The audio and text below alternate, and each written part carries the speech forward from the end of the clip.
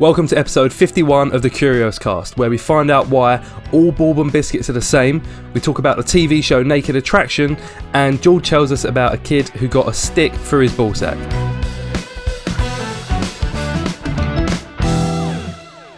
So I was watching Naked Attraction the other day. You guys you ever watched it? I have. Rob? Yeah, like I've sort of seen clips maybe. I'm not sure I've ever actually watched the whole show. Come on, you must have. It's great. Yeah. The premise of the show, for anyone who doesn't know, it's a dating show, and it's all about being naked, basically. So there'll be one very odd person. Isn't it? Yeah, you got one person who's known as the picker, who comes out and they stand in the middle, and there's, I think, 6 contestants that are all in these booths, and they're completely naked, and essentially the door of the booth like slides up round after round. Yeah, gradually. From the feet up. Yeah, from feet up. So the person standing in the middle only gets to see, I think the first round you get to see their crotch. Like, so, you know, if it's someone looking at women, genitalia, like instantly. Yeah. Oh yeah. Straight in with the straight in with the vulva. Yeah. Weird, isn't it, man? And yeah, so they have, of course, many different sexual preferences on there as well. So sometimes it's just a man who's looking at women, man looking at men, women looking at women, sometimes both, which I don't get. They'll come on there and be like, "Oh, I don't mind men or women." Fine, I get that. But when there'll be like 3 women and 3 men, and they've got to choose just one, and it's kind of like, well, how you can't compare dicks to vaginas. What I feel like on the time. Yeah, I guess so. Yeah. And which out of any of these do I like the look of? Yeah, I think they should get one of each. Mean, yeah, but it's not. I'm not saying I'm not picking my favourite one of those and my favourite one of those. This is my favourite in total. Yeah, no, I find that ruins the show a little bit, but it's a fuck that. Is it a very British thing, or is that like a kind of European? It feels like it's the sort of thing you might have seen on like Eurotrash back in like like 2000s. Well, that's the thing. I've seen people say like, "Oh, this is such a British thing." Like it's, but there is actually international versions of the show. But I think we were first. I think we did concoct this idea.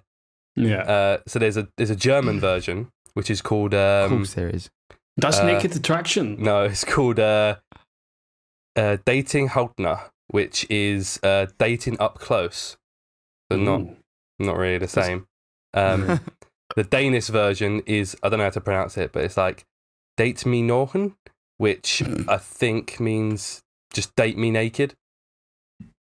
And then the rest of them are just called Naked Attraction Italy, Naked Attraction Norway, Naked Attraction Poland, Russia, and is there a Dutch Finland. one?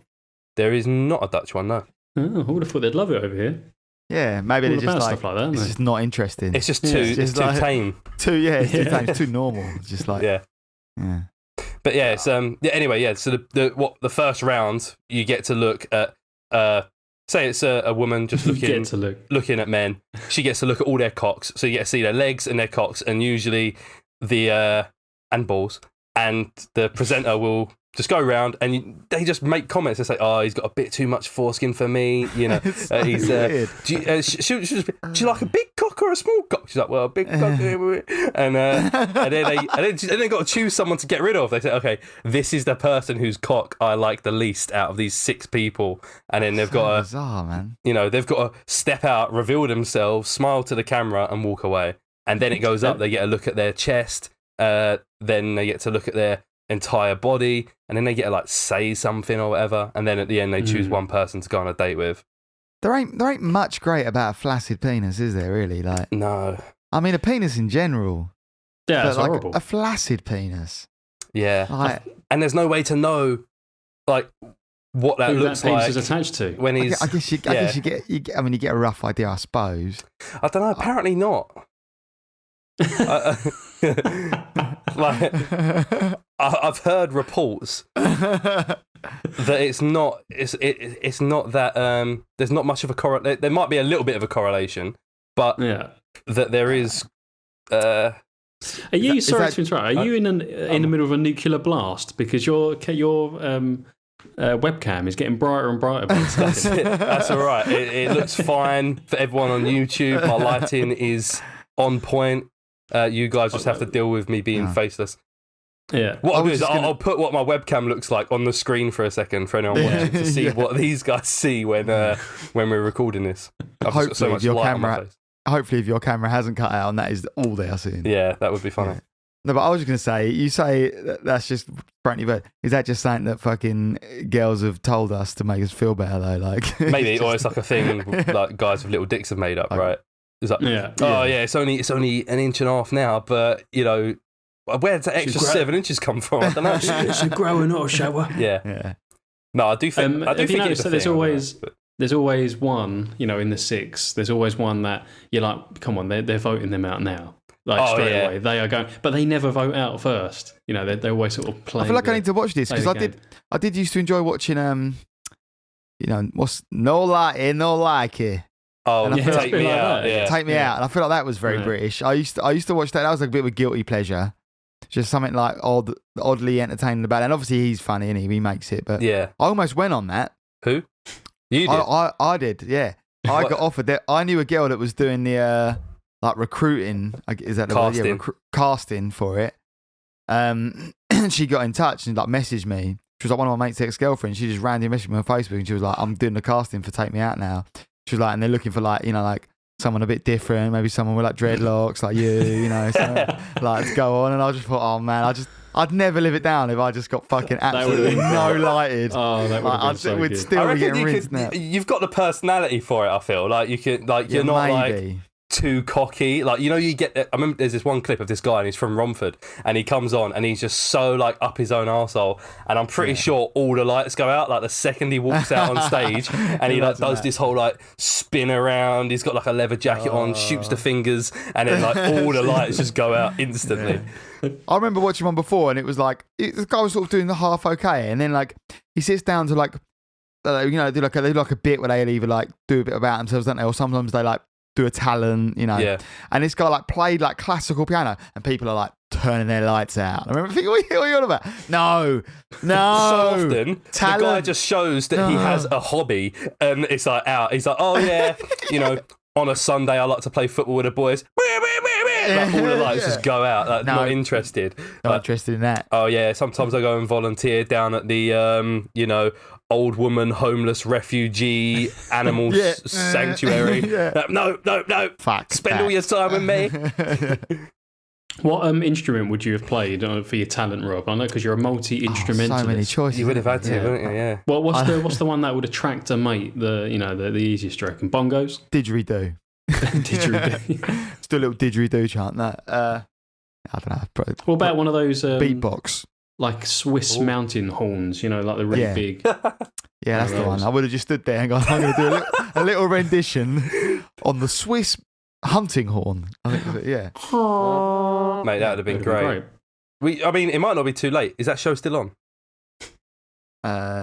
And then you could just say you've got a podcast, pimp it a little bit, you know, a bit of free publicity. Yeah. Gina won't mind. Oh, yeah. Maybe say she can go on the holiday instead of me to where they say Fernando's. Oh, yeah. I think what happened maybe I did start seeing a girl around the same sort of time and it was just like... ruined it. No. But I also just thought, I just can't handle getting wrecked. Like, and Lawford would have destroyed you. That would have been the end of you. Well, imagine how bad it is for those who go on Naked Attraction. Oh yeah, the fucking Naked Attraction. Yeah, that's what I don't understand because they show their faces at the end, like you know. Well, yeah, it's bold. Fully... It's a bold old thing to do, isn't it? You'd get it if maybe only the person who got picked, or if you was in like the last two, show their face, and if you got voted out, then you just like disappear into the void of your booth. Yeah. But, no. I like it when some of them are really salty for getting voted out. Like, really. Yeah, like almost. She only picked him because that guy's cock's bigger. But you just know sometimes they've had a lucky escape because they're obviously mental. You know, they're borderline like going to murder him on that date or something.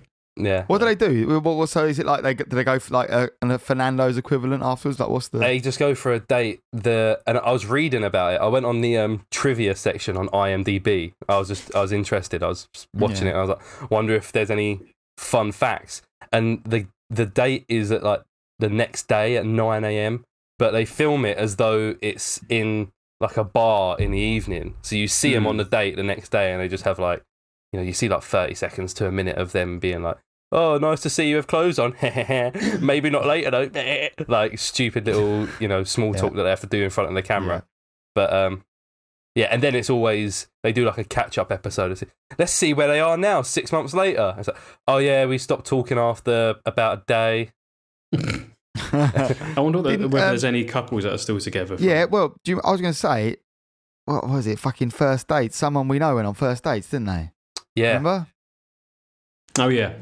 And then, then like it made out like they got on really well. And I remember seeing it when it got shared around, like a clip of it, and everyone was like, "Oh, they're so meant for each other. It's amazing." Like they probably lined it up, didn't they? As well. They did seem like they got on really well. Yeah, well, they did because they sort of lined it up and like obviously they knew because they already must fill out forms and shit in it. They were like asking her like. Or asking him like, "What's your, you like Marvel stuff?" And they were like, "Yeah, I like Marvel stuff." And he's like, "What? Who's your favorite Marvel character?" And he said like, "Yeah, I don't fucking." It was Poison Ivy, who's not Marvel, but comic book character. Okay, comic book character, Poison Ivy. And then it cuts to her, and it was like, when it like, "Oh, you do cosplay? Would you?" And she's like, "I dress up as Poison Ivy." Yeah. And, it was like, and they got her in the studio dressed up as Poison Ivy. Like they do milk it, those kind of things. Yeah, but then apparently he said it was just. And they made it out that they got on afterwards or something, didn't they? But he said she just mugged him off. He said they thought they got on really well, and then she just ignored him. Yeah, it's a shame. Yeah, fucking women. What I always that's a joke. Don't take that out of context. Yeah, I do feel sorry for the guys that are like and girls or anyone who's gone on to Naked Attraction and obviously got voted out first or second round, and they've just. The risk to reward ratio is not great there.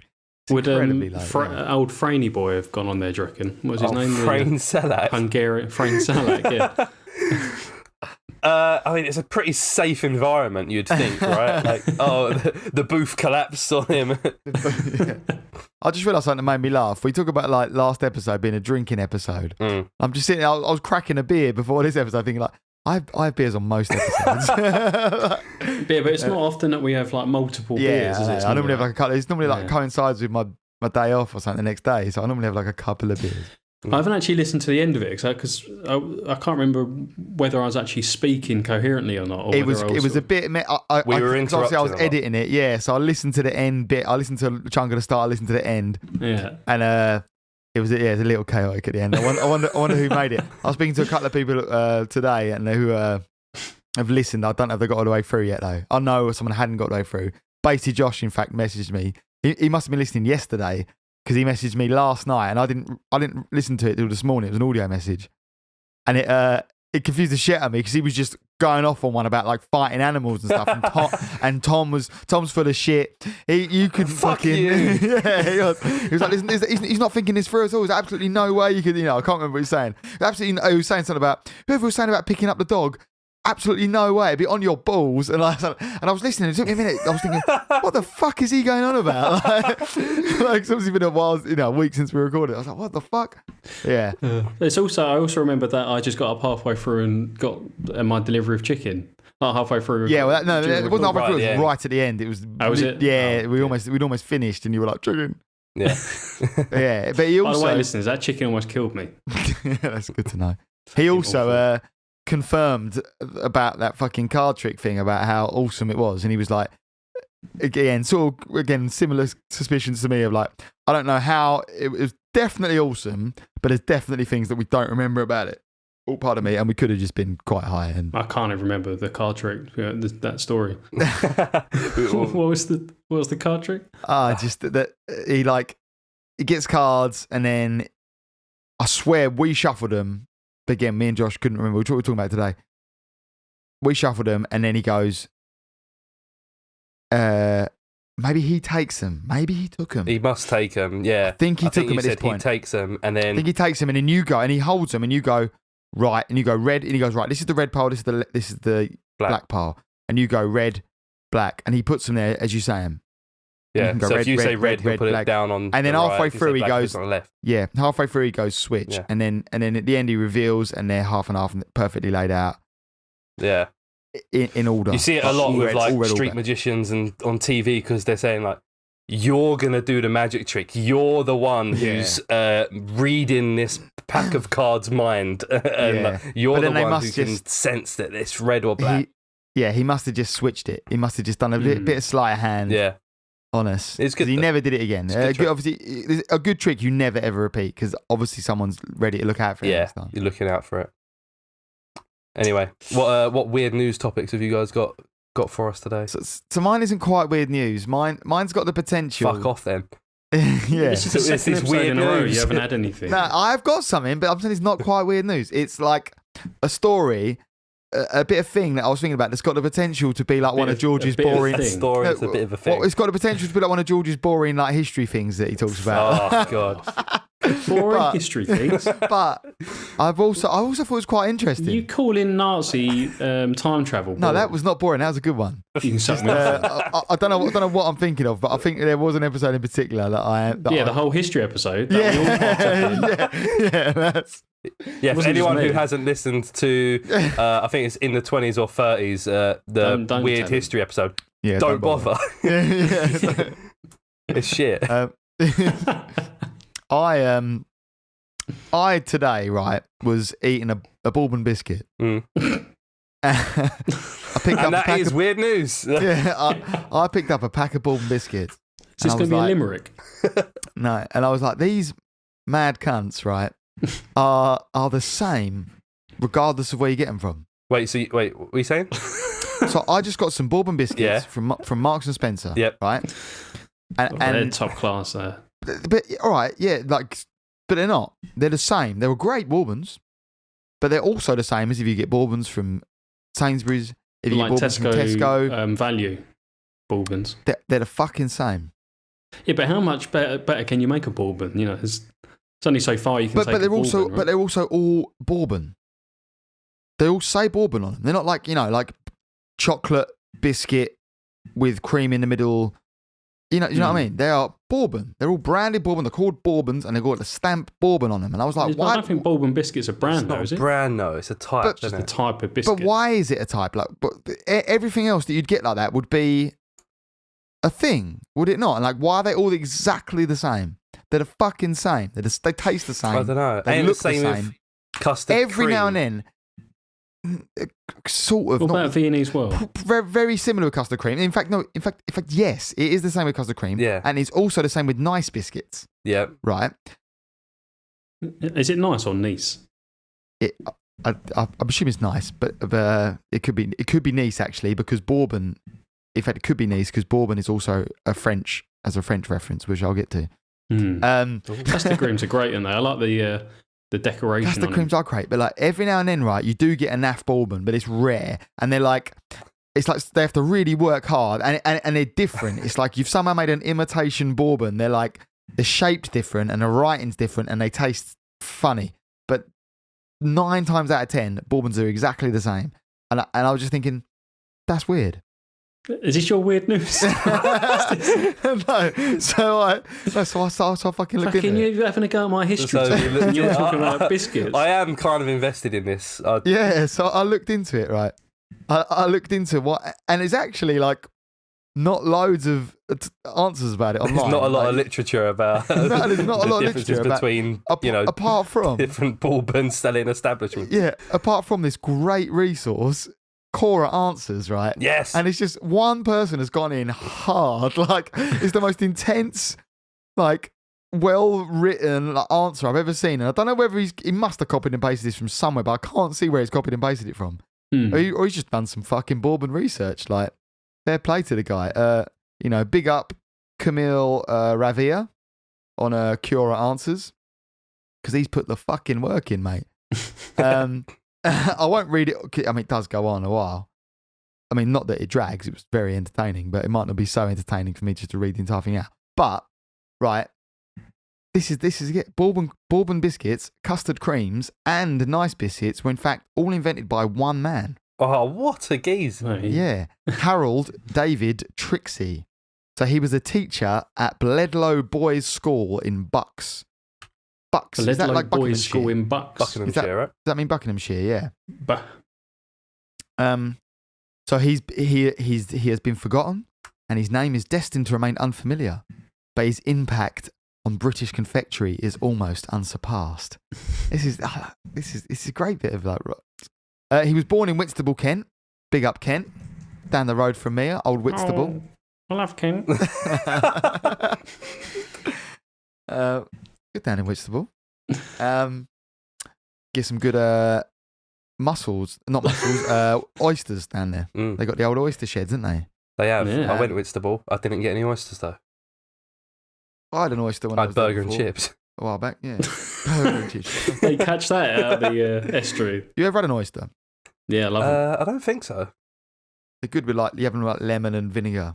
Or a bit of Tabasco as well. I've had snails. I imagine they're similar but bigger, like texture-wise. You don't just gulp them. Yeah, you don't really have them. They're not really cooked, are they, George? They're just just raw. You crack them, cooked in the lemon and the lemon sort of cooks them a bit. Yeah. It can't be. It's not a sign that something is good eating if they're like, okay, you just got to swallow it as quick as you can. Don't taste it. Don't let it sit in your mouth for too long. All the stuff we've smothered on top of it, don't let that wash away. Just don't even bite into it. Just pretend it's just you're swallowing a tablet. Like, it can't be good. It's a delicious tablet though. Yeah, it is good. It's an experience. Anyway, yeah. So his father owned a medium-sized and reasonably successful bakery near the seafront. It was named Trixie Baked Goods. The way it's written here, I got a little confused after a bit. It would have sunk into oblivion were it not for its unfortunate demise. So basically, it was it. So in 1875, this guy's got. This is this guy's research. This is awesome. I saw research that I wish I'd done. I just read one correct answer and I'm bringing it. He found someone found a frog in an ice bun, and yeah, look, from the bakery. How the fuck does that happen? Yeah, that's mad, isn't it? Frog. Anyway, so, was it alive? I can't believe you slagging off history, and then you're talking about frogs in this is good. buns. And this is history. But yeah, this is history, right? And then I don't believe this so far. Yeah, frog in an ice bun. Frog in an ice bun, and then so he sued. So he sued this company, who was the frog. Yeah, the frog. Old matey, who found his frog, which fucked them basically. So it found that they couldn't have that Trixie Baked Goods didn't have a legal responsibility, but it was reversed by another case or something like that. They spent their life savings on fighting the case, and in 1876, there's a note in a newspaper that says they had to be closed down, right? So his parents placed him in a. So I'm a little confused with who. So this was his dad's company, I guess, right? So yeah, it was Harold. Yeah, Trixie. Okay. No, maybe not. Okay. No, is his father? It's a little confusing as to which one shut down. Okay, but I'm pretty sure. I'm right. It was his dad's bakery. Sorry, his dad's bakery. You're telling me you haven't read this before? I have read it, but I got a bit confused by reading it. I skimmed it. I'm not going to lie.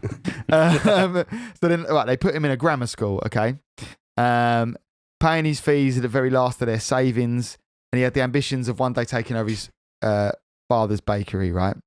But he couldn't do it because his bakery was closed, right? So basically, after doing his degree, he ended up being a teacher, and then he became a housemaster in a school in Nottinghamshire. I guess it was like a boarding school. A lot of them were. This was in 1903. Housemaster, I guess you sort of, what's that? Is that like a headmaster, or is it like I guess it's like someone that lives there. In my head, yeah, they live like there. A boarding school. Yeah, seems like a boarding school thing. Head of the school or something. I guess. It sounds like that, doesn't it? It does say that. Yeah, boarding school until he retired in 1936, right? So the reputation for serving food, what we would today consider poor quality, obviously, malnutrition, appalling, highlighted by the appalling British losses in the Boer War, was a hot topic of the turn of the century. Ooh. Guy goes, Boer War mentioned, George. This is right up your street. Probably. Yeah, that's history. For a bit of the Boer War. Since Victorian boarding schools were convinced that sport and exercise were the best ways of encouraging British values of strength, endurance and fair play, many boarding school boys were completely famished of energy. At Bledlow, located in over 30 acres of Buckinghamshire woodland, over a quarter of the timetable was devoted to playing sport. Schoolboys who complained were subjected to the cane. Weakness was not tolerated. Oh yeah, classic old school boarding school. Sounds like they could have used the frog and the ice bun there to snack on. Oh, really? Well, we're getting there, mate. Oh. Trixie, who taught history and the classics, was not undersympathetic to the travails of the boys. Having a family of his own, he was attuned to the struggle. So basically, and Wednesday after, so Trixie, he started hosting afternoon tea sessions in his quarters on Wednesday afternoons. Sounds a bit. They became very popular with boys of his house when Trixie began bringing his own baked goods. So he was obviously a keen baker, was once looking to take after his father. Is he a master baker?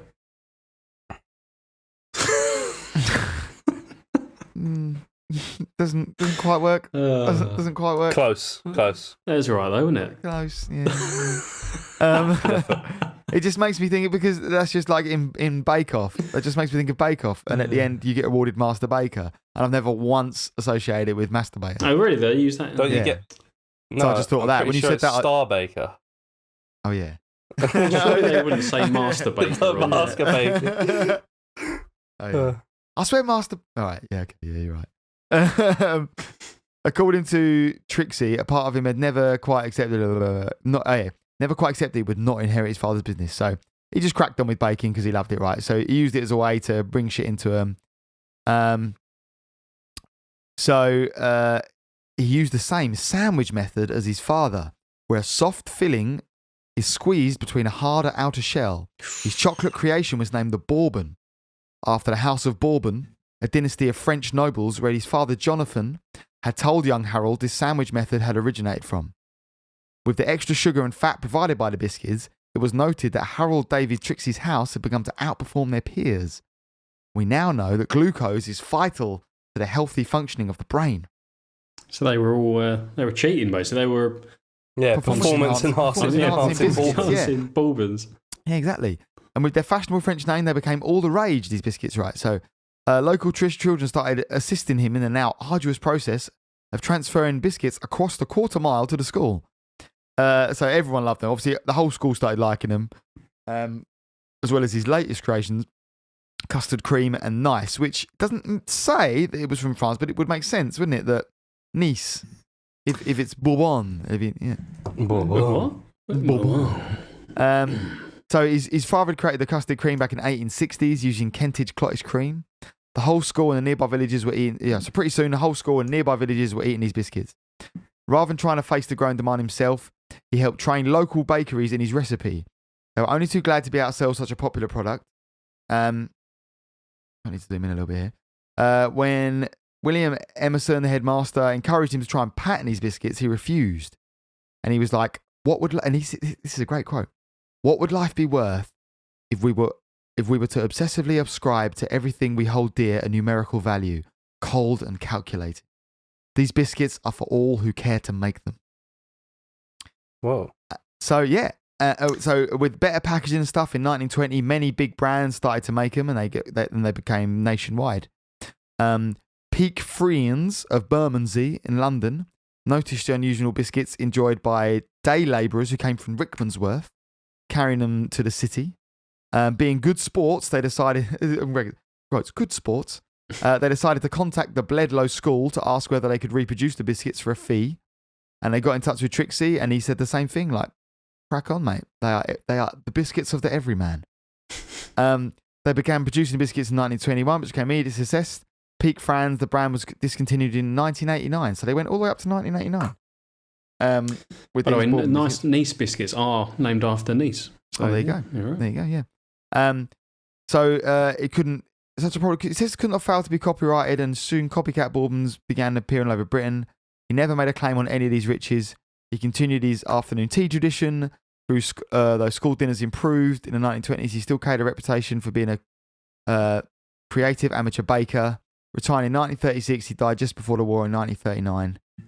And there you go. And they gathered to pay their respects with bourbons, of course, it says. But it doesn't. So what it doesn't actually mention, it doesn't actually answer the original question. But I assume then it just goes on to say that I guess I can assume from this that they were never really copyrighted. It sort of mentions a brief copyright thing where maybe someone tried to, but it's so wide, I guess, documented enough that the original inventor was just like, nah, they are not copyrightable. Yeah, they're so good. Everyone should be able to have them. So everyone just cracks on. Everyone makes them. That's why they're all the same. That's why the recipe is the same. And that's why they taste the same, because it's literally the same recipe. There's no pattern on the specific recipe. There you go. So could someone patent it now? Could you? But I guess not. Or someone would have done it by now. Or either that, or just everyone so just like respects it. Yeah. Because someone would have done it by now, wouldn't they? I've got a business idea, boys. Yeah. We patent the bourbon. The Curios cream. But like even like you don't get like McVitie's bourbons, do you? Or do you? I don't think you do. They're always just like the supermarket kind of basics range. Yeah. Maybe you do get like McVitie's bourbons and that, but like, but everyone can still make them regardless of whether they do. Like McVitie's. Yeah, they're just. It is a weird. They're just bourbons, aren't they? Mad, isn't it? They're always just bourbon. They're always the same. The little print, the same stamp, the same recipe. Yeah, don't do and custard bourbons. creams and nice. They're all the fucking same. It is weird how they've all got the same stamp on them as well. Same font and everything. Yeah, same font. Yeah. Do you reckon they just come from the actual same place? Like, there's just a big bourbon factory, and it's very likely. Yeah, Tesco and M&S both use the same bourbons, just in different packaging. It's very likely. A lot of stuff is like that, isn't it? A lot of own brand cereal and that all just comes from. Yeah. A lot of it comes from just like Kellogg's factory as well. Like, and they just make a slightly shitter one. Yeah. Or it's just the fucking same. That's it's just so fucking branded. smart, isn't it? Yeah, it's mad, isn't it?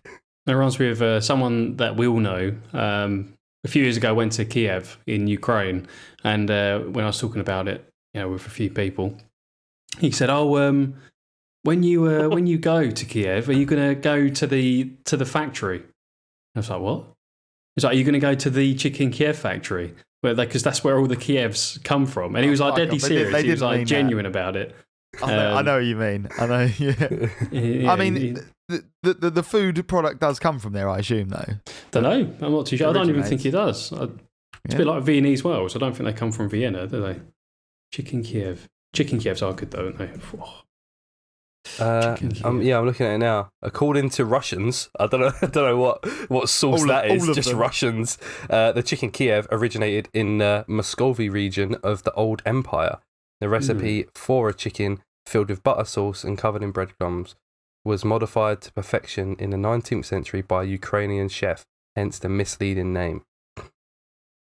Maybe it is. But it's otherwise known as a Suprême de Volaille à la Kiev. Can't wrap this up without just making a solid big up to Harold David Trixie. I want to make sure that name. Yeah, so when I looked up his name to see if he has a Wikipedia or to see what he looks like. When you do Google Images, one of the first results is that old man like smiling meme, the one who looks like he's like smiling in pain. Yeah, because he is called Harold, isn't he? Yeah. Or at least the meme is called Harold, whether or not he is. Yeah. Yeah. But there's no like Wikipedia for Harold David Trixie, despite the fact he invented the bourbon biscuit. The first thing is David Bishop from Neighbours. And how you spelling Trixie? Is it X-I-E or XY? X-I-E. Yeah, X-I-E. So I did in fact found what he may have copied and pasted his answer. Yeah, from. One Mick Jones. OneMickJones.com. Yeah. Big up One Mick Jones, I must say. Maybe One Mick Jones did his he was online 40 minutes ago. Shit. On that website. It says last online 40 minutes ago. Get him on. He's about to get him on. This is not the man who invented the bourbon who was online. No, it wasn't there. Yeah, the history of biscuits. History of biscuits, great, isn't it? This is very controversial. I'm not actually a massive fan of bourbons. I prefer custard creams. I do prefer custard creams. Well, bourbons are one of those things, again, mad thing with a recipe. They're just all like unintentionally vegan. They're not made as like a vegan product, but they just don't have any. Yeah, they just happen to be. In them. Yeah. Like Oreos. Yeah. There always seems to be a bourbon left in the tin, biscuit tin. There's always a bourbon in there. Always seems to be the last biscuit left. I'd say if there was a selection of biscuits, probably the digestive would be the last to be left. So I like a digestive with a. Does it help you digest things? Don't know. No, maybe it's just easy to digest. But it implies digestion help. It's a digestive. Yeah. It's derived from the belief that they had antacid properties due to the use of sodium bicarbonate when they were first developed. Nice. But it's bullshit. Digesterday, that's what my granddad It's like one of those classic like Victorian tonics, that they say, oh yeah, this does this does that, but it's just like lavender water or something. And on next week's episode of Googling Biscuits, I'm not actually much of a biscuit person, like entirely, really. I was just thinking about it, and the biscuits that I prefer the most are the ones that have like the most stuff on them. So if you've got biscuits that have a lot of chocolate or like a jammy Dodger, it's got like jam and sugar and stuff in it. They're vegan and all, jammy Dodgers. Are they? That's good. Good option. Just jam and just sugar and fucking thing in it. Yeah. I used to go out with a girl once. I used to go out with a girl who used to do a thing called biscuits in a dish. And her and her like sister used to love. Obviously, they must have done it when they were kids, and it was just biscuits in a dish. You got a load of biscuits, mashed them up, and put milk on them, and they'd eat them like that. There was a. It's funny. On this one Mick Jones, the history of biscuits. One of the comments on this guy's big write up that you read is just, if I ever went on Come Dine with me, my dessert would be tea and a selection of Dunkin' biscuits. That's it. Oh. Do you not remember BNBNs? Oh, yeah, they're the faces, aren't they? Yeah, they got banned from the UK for ages. Oh, really? Why? Yeah. Banned or just did shit in the UK? So biscuits were not sold in the UK for a 10-year gap between 2003 to 2013.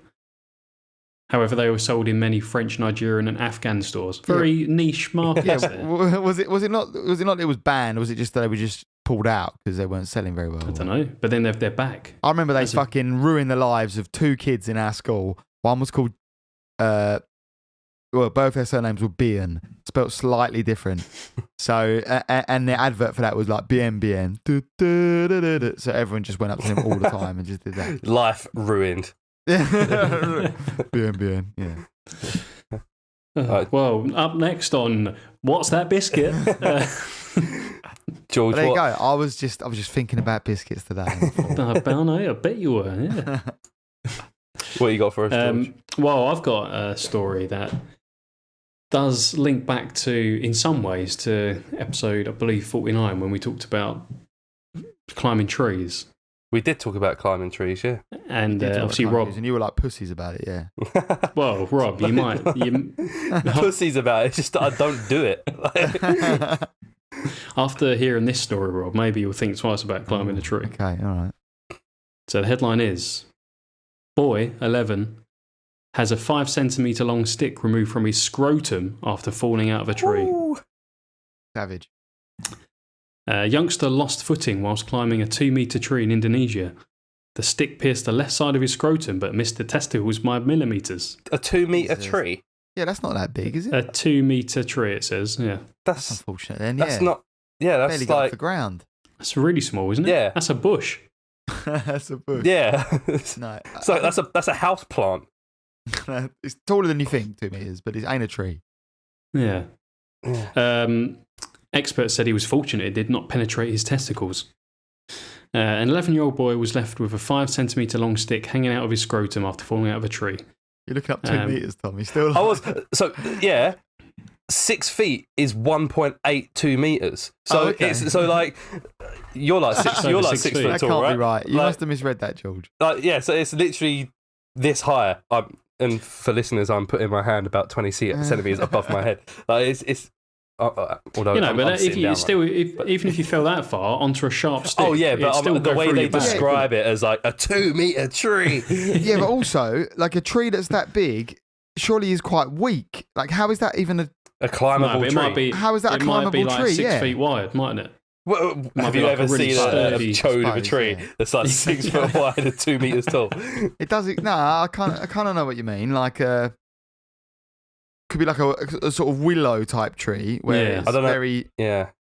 To be fair, it's in Indonesia, so it's different. They got different, horticulture out there. Different fauna. Yeah. Fauna. they've got like those fig trees, you know, the ones with lots of different things. They're quite strong. Anyway, let's not talk about trees. We've already spoken about fucking biscuits for 50 minutes. Let's talk about an 11-year-old boy's scrotum and a stick. So, yeah, basically, he fell out of a tree, fell onto a branch, and the branch pierced his testicles or his scrotum. They gently prized the foreign object out and gave him antibiotics, and he made a full recovery within a month. Experts told the Mail Online, of course it's the Mail Online, they told the Mail Online that the boy was fortunate the stick didn't slam into his testicles or vital arteries. I'm not a scrotum stick expert, but I can tell you that is correct. He's lucky it didn't hit anything vital.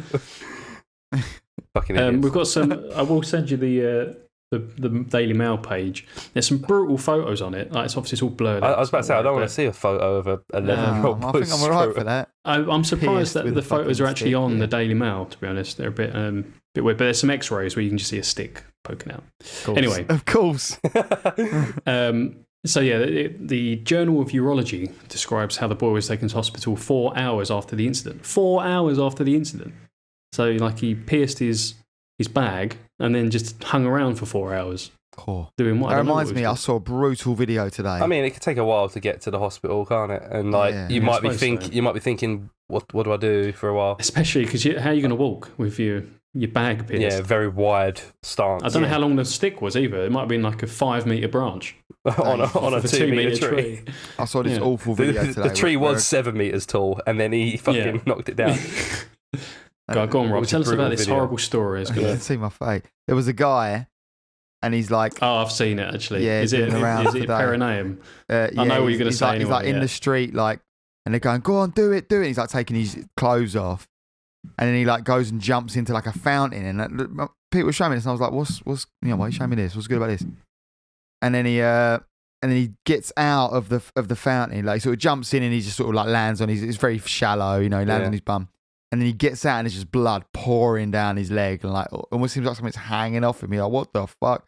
And then it shows that. And then there's a photo where he's like just must have landed on a spike or something that was inside this fountain. And he's just pierced. He's giving him a second arsehole basically. It's horrible. And I was still obviously like, why the fuck have you showed me this? This has ruined my morning. My sister's boyfriend posted that in we've got like a family WhatsApp chat. My nan's in there. What? Yeah, like my nan's in there with all the cousins. Why the fuck? And he just forwarded it into the group. Just that picture of the anus, a big massive bloody hole, and then his ball bag, just like anus. And then the next day it was my cousin's kid's birthday. So my nan, maybe she saw it. I don't know if she saw it or not, but she underneath the next comment was just, well, it's such and such's birthday today. Am I going to see any photos? Were any even taken? Just like next to this horrific like photo, just strange juxtaposition of stuff. Oh, yeah, it's horrible that picture. Anyway, where was I? So 4 hours after the incident, the stick had penetrated the bottom left of his scrotum and reached his pubic bone. So pubic bone is the bit. It's quite high up, isn't it? Your pubic bone. Yeah, it's like above your cock. Yeah. Jesus. A small plastic pipe was placed in his wound to remove any excess fluid.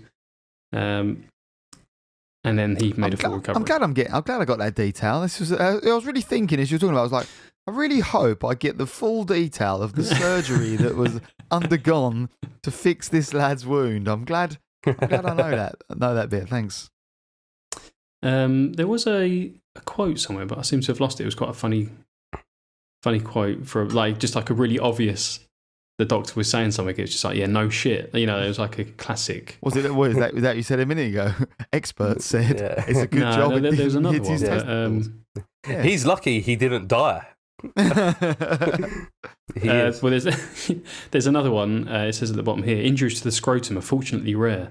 But in February last year, a 21-year-old athlete was left needing 18 stitches after his scrotum was impaled by a pole. Stomach churning footage showed Zach McWalter successfully complete his pole vault in Provo, Utah, only for his scrotum to be hit by the pole as he came back to land. Oh, Jesus. Did you ever get told that in school? We used to, in PE, afterwards, and you'd have your towel, and you'd when you do whip, you go whip through the ideal, you'd do it through someone's legs and fucking get their balls with it. And it'd be wet as well. So, and I remember the teacher told us once, he was like, we once saw someone, they whipped them and it ripped their ball bag open. Teacher told us that. It's certainly. It seems to be every school also, maybe we've spoken about this before, every school had a story of someone getting impaled by a javelin or a discus. I never had that, but I did have a story about a guy that sprayed a deodorant can on his nipple for ages and then flicked it and the nipple came off. Flicked the nipple off, yeah. Yeah, did you hear that as well? Yeah. Flicked the nipple. Yeah. And I was talking about this with Rosie the other day, every DT teacher had a story of someone's hair or a tie getting stuck in some of the machinery. So you always had to tuck your tie into your shirt and the girls had to put their hair into a bun or whatever because teachers, once this girl had a ponytail and it got caught in the machine and she got scalped. She's a skeleton. A face ripped off. In the linisher. Remember that was the name of one of the... linisher? One of the pieces of machinery. I think that was the only real machinery we had in our school. It was a sander that went round like that. That was it. I think that's all we had as machinery. The linisher. And we used to go over a linish a coin. Because obviously we're idiots. And there's I remember one of my mates did that. Put a queen... queens. All the coins have queens in it. A 20p or something. And pushed it towards the edge of the linisher. And it obviously just ripped the fuck out of the sandpaper and we got in trouble. Any of you guys ever had any injuries to your cock or bollocks? I got stung on the cock by a jellyfish. Did you? No way. Yeah, when I was younger. That's unlucky. Yeah, that's fucking... How through the trunks? Through my trunks. I was quite young, so I think I was wearing Speedos.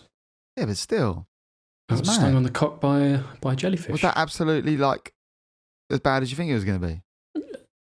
Well, yeah, prior to that, I hadn't really thought about it. Yeah, or did you just... Yeah, it hurt. Yeah, it's horrible. Was it as bad as I think it's going to be as well?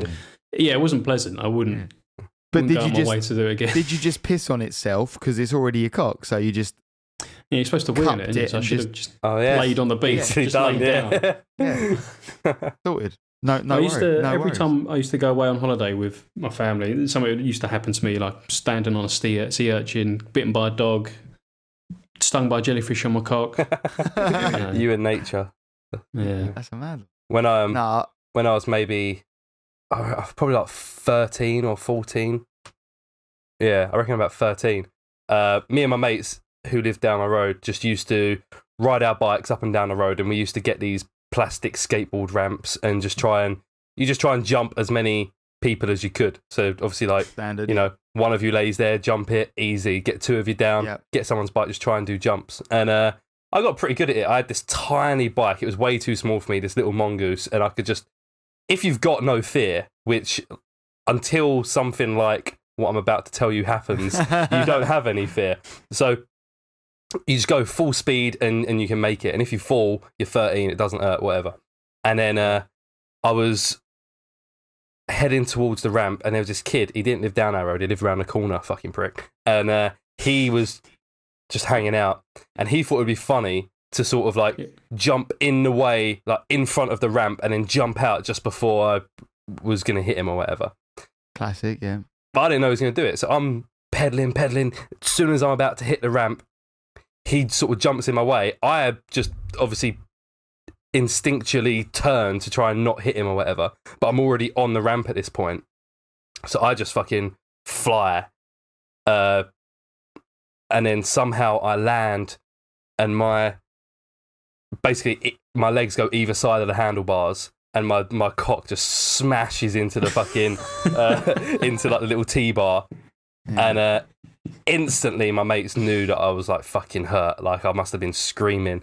They went and like knocked on my door. I was like, Tom's mum, Tom's hurt. Like went outside, and I remember like once I'd got the strength to like just walk indoors, I just walked and went straight into the bathroom, and I'd basically like split my foreskin, like not like split open, but it was like a deep cut, like on the tip, and it was maybe like a centimetre long, and I was like, fuck. And it wasn't like bleeding a whole lot. It was just kind of like there. And I just thought, like, it'll be fine. Like, ignore it. Isn't it mad that you can cut? Like, you would have thought it's just impact won't actually cut you cut because it's not like it must have like pinched or something. But yeah, and then as soon as I pissed, like, I was basically pissing on the cut, and it was fucking stinging. I remember I just told my mum, I said, like, I was like, I cut my willy,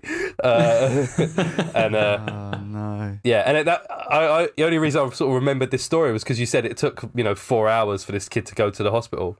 His injury was worse than mine, but it probably took us a good, I was probably at home for like an hour or so before I decided, I need to go to hospital, and then. Yeah, but you didn't have a stick poking out of your knot, your scrotum. Yeah, I guess he probably doesn't have, as easy access to accident emergency out there. I don't know. Yeah, it could be. As you were telling that, I was thinking, there's loads of times like I've, slipped on my bike and gone bang and like hit my nuts or like maybe like the bit of my penis on that centre bit, but nothing like that. I wasn't ready for you to say that. There's a guy that we all know that had his testicles twisted. I know some. I don't know who you're talking about, but I know someone else that did. Which I still don't understand the logistics. Oh no, it all happens internally. It's not something podcast, actually, isn't it? Big up testicle twister, man.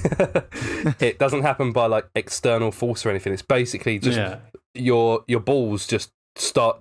One of them just starts turning round inside the sack. And your string, your string gets tangled. This is a fucking awful part of the. It's called testicular torsion, and it's where the fuck.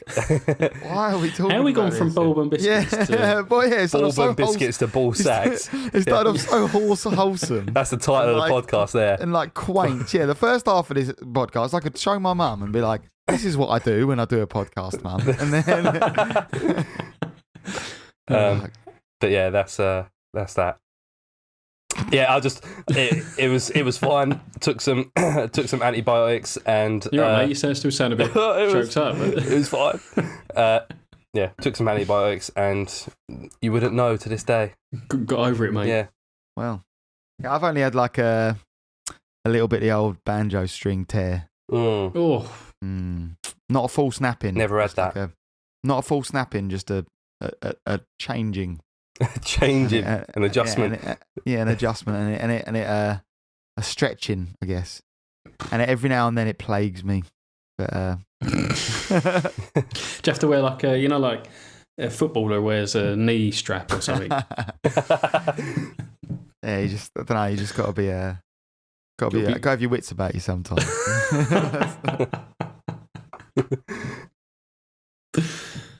Say no more. So did you have a thing, or was yours just a naked attraction thing? I do have a thing. I'll make it real quick because there's not much to it at all. 'Cause I knew I was going to be talking about naked attraction, so I thought I'd get a real nice quick one. Basically, this guy here, the title is "Man Stole £400 Slide from Playground and Mounted It on a Bunk Bed." So what? His face isn't real.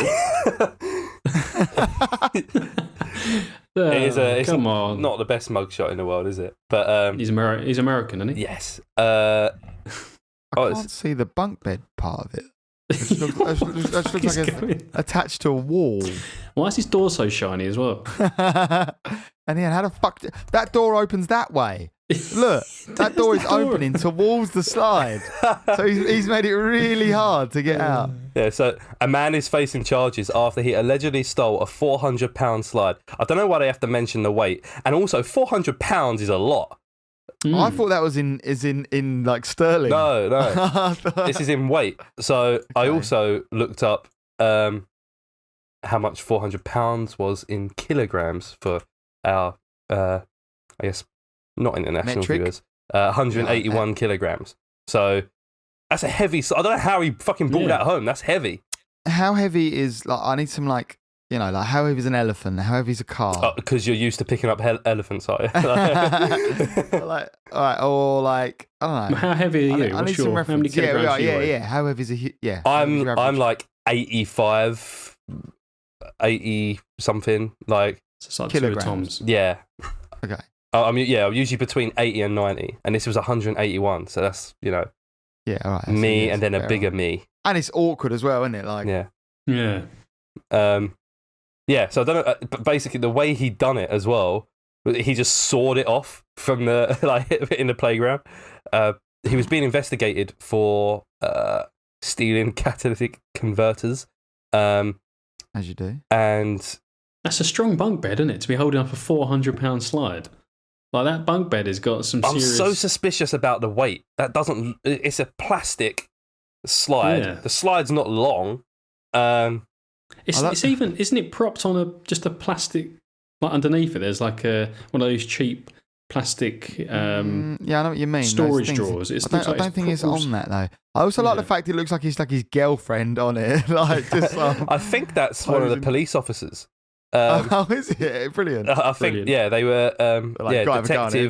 Detective Julie Lee was investigating a series of catalytic converter thefts when evidence led her to Bushnell's home. Police said. She suddenly came face to face with the gigantic slide, which was reported stolen in December 2020. He sawed off the slide, repainted it, and mounted it on a bunk bed in a child's bedroom at his mobile home, according to investigators. I really hope that room ends where the picture ends as well, so there's just a wall. Slide into a wall. I mean, to be fair to him, it's a bit of a legendary dad move, isn't it? Like, it's great. If you were just like your dad brought you to slide for your bed, that would be fucking sick.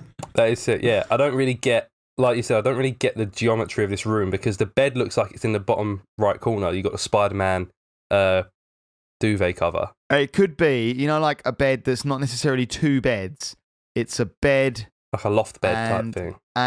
Yeah, and underneath there's, loft bed thing, and underneath there's like a desk or something. Also, how are they watching that TV? Well, no, you're right. It does look like there's a bed to the right, doesn't it, with a Spider-Man duvet? Yeah. But how are they watching that TV as well? Yeah, he's fucked that, isn't he? Yeah, there's many flaws to this, isn't there? I think it's a double bedder. I think there's a bed where that slide is because there's like a wooden bit to the left of it. Yeah. So, the only thing I can think with the 400-pound thing as well, because that's getting to me. No way can it weigh 400 pounds. Maybe that's like the weight limit for it. That's how much it can take. It's a 400. I don't know. Or maybe that's the whole structure. Like you've obviously got the. When you think about it, those slides, they're dense, thick plastic, aren't they? Because they have got to take weight.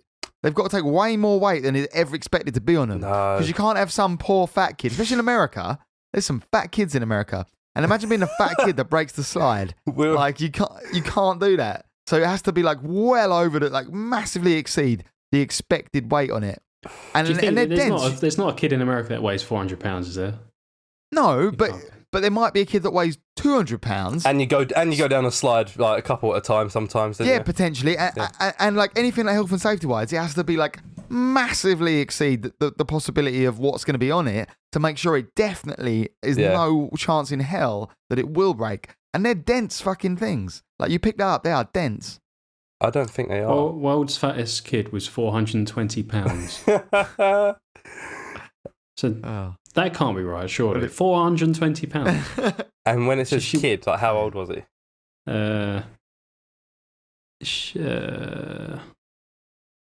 8 years old. Fuck Jesus off. Christ, fuck off. That's awful. He must have had that like gigantism or whatever that like. That's mad. No, I think she's the girl from. There's like an internet video for an old one. It's like a GIF. I'll share it in the chat. You'll probably recognise her. But anyway, yeah, that's my story. Oh yeah, I've seen that GIF. Yeah, so that's mad, isn't it? 420 pounds, 8 years old. That is mad. It's very unfortunate. I feel sorry for the boy. But apparently she's lost loads of weight. Good luck to her. So she drops over 300 pounds. Shit, We'll get her on the show. Yeah. Tune in next week for more biscuits and ball sacks, maybe. Yeah. I reckon Less biscuits, more ball sacks. I enjoyed that would bring us back to our normal kind of content, yeah. What about French Fancies? I don't even know what that is. What ones are they? Oh, yeah, little cakes, aren't they? Yeah, little cakes. Cakes, yeah, you get pink. Oh, yeah, ones. like 4, and yeah. They're nice. Yeah, they're nice. Yeah. All right, thanks for listening. See you next week. Episode 51. Peace.